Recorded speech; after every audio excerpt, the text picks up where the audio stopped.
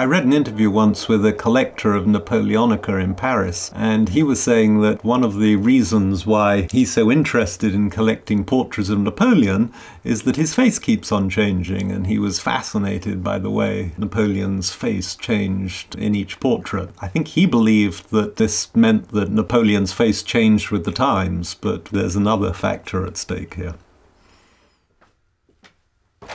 10 years ago, I was under the impression that artists, regardless of whom they're depicting, are in one way or another depicting themselves. There was a famous saying in the Renaissance, every painter paints himself. And so it occurred to me that if they were painting these people as reflections of themselves, maybe they even look like themselves. So I got out a portrait, Napoleon by Ingres, placed it next to one of his self-portraits, Ingres.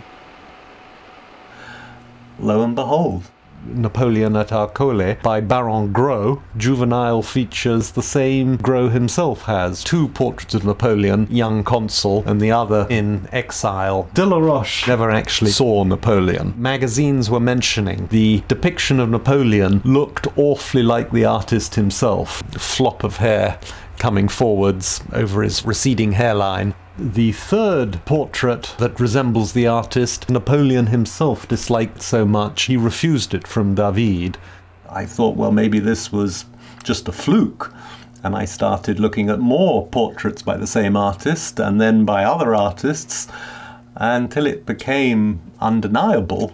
Portrait of a patriarch, particularly striking. It's by a little-known Dutch artist, Adrian Thomas Kay, Portraiture, with the Duke of Urbino, Francesco II della Rovere. Here we have Rubens on the left, a self-portrait, with the Duke of Diego Messia on the right. This is Pope Paul III by Titian. Same man again. Dürer painted Emperor Maximilian several times. This is Edward VII by Luke Fildes, President Cleveland by Swedish artist Andreas Zorn, King George IV by Joshua Reynolds, the Sun King, Hyacinthe Rigaud. No description here is necessary. Rembrandt on the left, Amsterdamer on the right, the French poet Mallarmé by Gauguin, with a self-portrait of Gauguin on the right. This is a portrait of Cézanne, a self-portrait, and this is a portrait of a friend of his called Gustave Boyer.